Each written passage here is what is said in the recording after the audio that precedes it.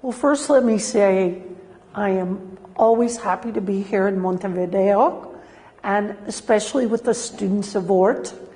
They're always very challenging for me, and I enjoy especially teaching consumer understanding.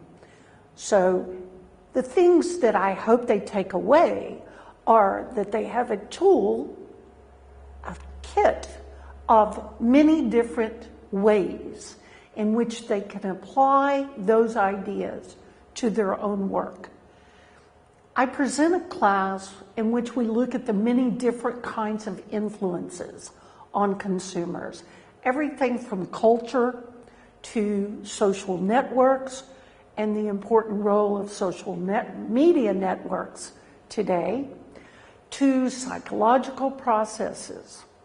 But I try to emphasize, instead of a lot of reading, I try to emphasize teaching them the techniques that I have learned working in the advertising and marketing research businesses.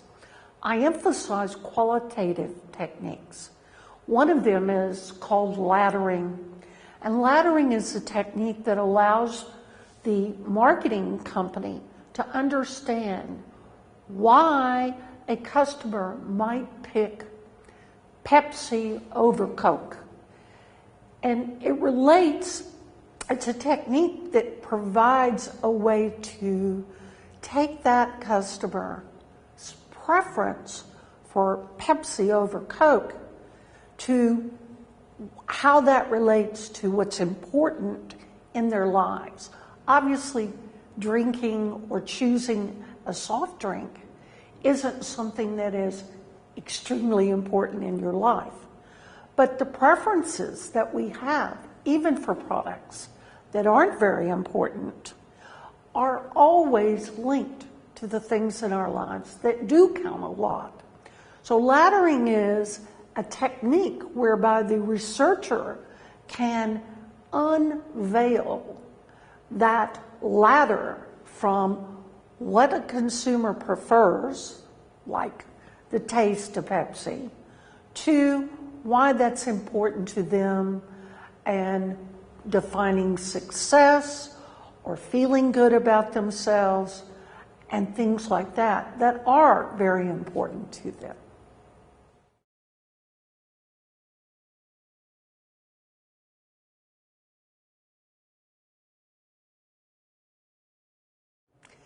Well, I'm very excited because the new book was just published in May, and I got to see it for the first time about 2 weeks before I came here.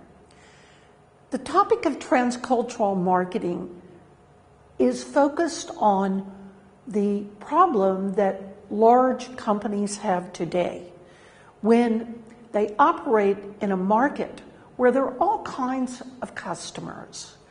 And those different kinds of customers are not behaving in the way they used to. That is to say, each customer has multiple identities. They are linked to their culture, but they're also linked to a subculture. A good example of that are the millennials. Young people who are customers who are from the ages of about 18 to, say, under 30. They are motivated by and value things in a very different way than people of the same culture but different ages. So that alone is not justification to treat them with a different marketing strategy. But there are other things that have changed too. Number one being media. And because media today has become fragmented and split, a millennial learns about products as they learn about news in media online. Whereas people who are more like my age, they're more likely to be learning about products from advertising on television or in print and in other places. So when you put together the changing habits of media, changing cultural ideals, whether it's important to stand out or to fit in when you're buying products. And when you put all that together, you have to understand customers from a very different point of view. They're not just interested in buying a product. They want to know what that product stands for, and they want to know what that company stands for.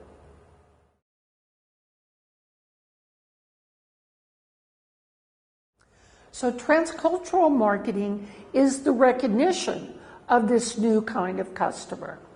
And the idea is that if people are making decisions about what brand they're going to buy based on what values they think that brand stands for and what values that company stands for, then the company itself needs to communicate that kind of information.